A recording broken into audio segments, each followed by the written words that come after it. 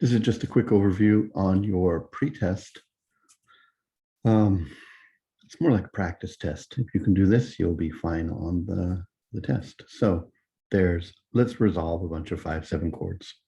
Do this one with free resolution. This one's incomplete. That one, you got a third of the chord in the top voice. So that means you have to do them in a certain way. Here, resolve this 5/7 chord to a submediant or a 6 chord. And here's two inverted 5/7 chords.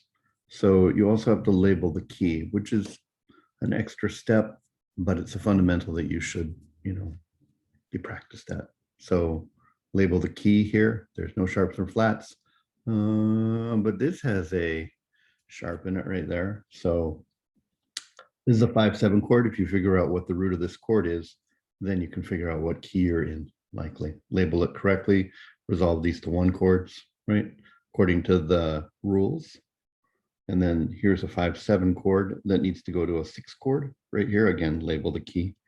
And here's some inverted 5/7 chords, label the key and label the key and then resolve them how they're supposed to go to their 1 chords, of course.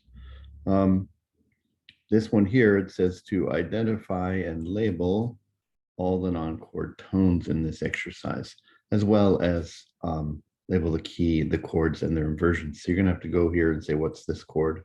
What's that chord? What's that chord? What's this chord? That chord, and this chord here. But it's full on realized with the texture, meaning there's a non-chord tone anywhere that there's parentheses. You'll have to say, first off, ignore them to try and figure out what the chord is, right? Like that's not a chord tone, but that one is, right? That's not a chord tone, but that one is. So you'll take that into consideration when you label these things. But then you have to go back in and label the non-chord tones, what they are. If you find a suspension somewhere or a retardation, remember you have to label the intervals to the bass note, right? Both of the suspension and the resolution, right? And this is what this sounds like right here. Maybe, hold on.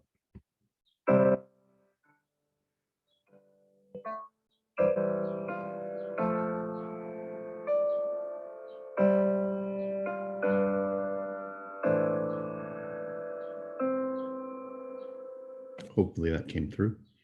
And then here on this one, you have to add the following non-chord tones: a passing tone, a neighbor tone, an appoggiatura, a suspension, and a neighbor group, which is also called changing tones in some books. Remember, with the suspension, you'll have to label the interval distance. So you'll find places where these things put them in. It means you might have to rewrite some rhythms here. Like you might consider, for instance, changing something into a quarter note so that you could put a non-chord tone between it and the next one. So you might have to do a little bit of editing right there. That sounds like this.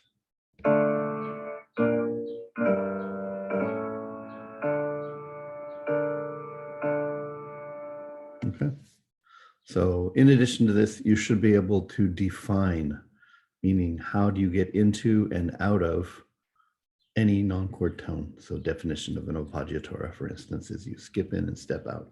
Escape tone, you step in, skip out, and usually in the opposite direction. Passing tone, step in, step out in the same direction. So that could be on the test as well. All right. So this will be due on Friday, and then you will have your test on the Friday/weekend to do.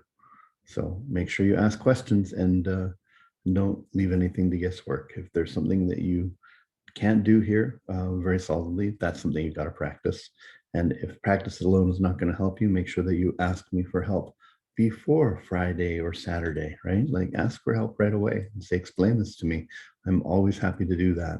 I want you guys to be absolutely solid with these things, completely fluent and comfortable. So if you're not taking charge of your learning, including asking for help, then you're letting yourself down. So reach out. All right, that's it.